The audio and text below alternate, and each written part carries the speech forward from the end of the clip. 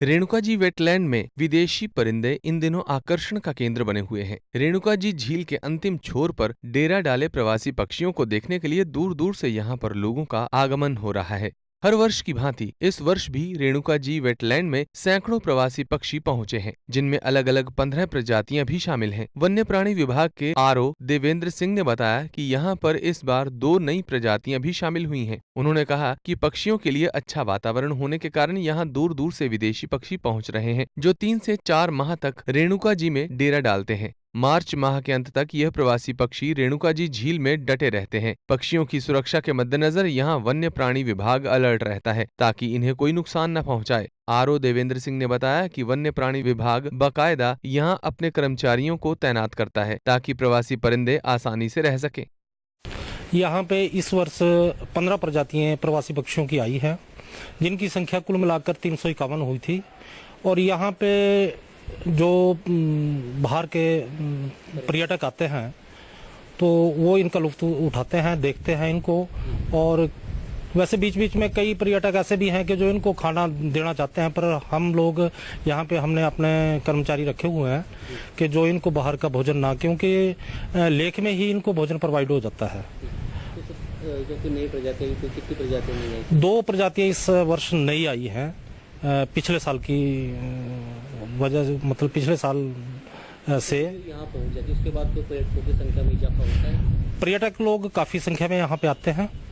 और पर्यटक बाहर जैसे हरियाणा हुआ, पंजाब, दिल्ली, राजस्थान और कई बार तो असम साइड के भी यहाँ पर्यटक आते हैं।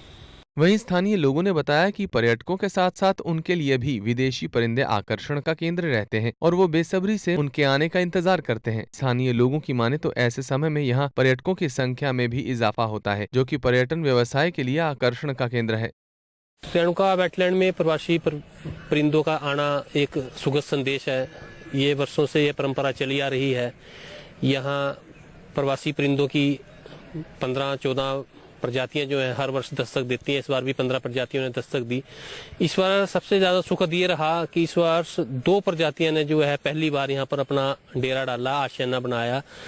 तो इस चीज से लगता है कि यहाँ पर जो है उनके लिए वातावरण, पक्षियों के लिए वातावरण बहुत ही अनुकूल है। यहाँ पर पक्षी आते हैं उनको पर्यटक देखने के लिए, विशेषकर पर्यटक जो है रेणुका झील का जो आखिरी हिस्सा है, अंतिम छोर है, वहाँ पर पर्यटक आकर्षित होते हैं। इनको देखने के लिए अपने कैमरों में कैद करके ले जाते हैं। और यह पक्षी साइबेरिया से, चीन से बहुत कई हजारों किलोमीटर का सफर तय करके आकाश मार्ग से यहाँ पहुँचते हैं। 3 महीने पूरे यह अपनी जल क्रीड़ाएं करने के बाद यहाँ से लौट जाते हैं। अभी इनको देखने के लोगों में, इनको देखने के लिए कई तरह का क्रेज रहता है। पर्टिकुलर लोग इनको देखने के लिए रेणुका झील जाते हैं। सुबह के समय जब लोग मॉर्निंग वॉक करते हैं तो परिक्रमा की तरफ जाते हैं, ताकि ये पक्षी लोगों को दिखाई दें। ये जो रेणुका लेक है, इसमें लगभग 14-15 प्रजातियां जो है ना इस समय देखने को मिल रही है। और ये प्रवासी जो पक्षी है हमारे लिए एक आकर्षण का केंद्र है और पर्यटकों के लिए भी एक आकर्षण का केंद्र बना हुआ है। मैदानी इलाकों में गर्मियों के चलते यह विदेशी परिंदे हजारों किलोमीटर दूर से सफर तय कर यहाँ पहुँचते हैं, जो निश्चित तौर पर लोगों के लिए बड़ा आकर्षण रहता है। नाहन से सतीश शर्मा, पंजाब केसरी टीवी।